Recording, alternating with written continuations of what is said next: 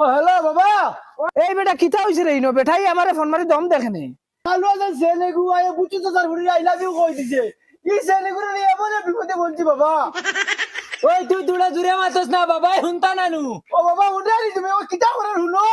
আল্লাহর দোয়াই রে মা তোমরা যে বাই ফটাই বাই দি 100 টাকা লাগাই যাও তোমরা। এই তোর চাচা খানা চাচা রাইতে চাই নেবো।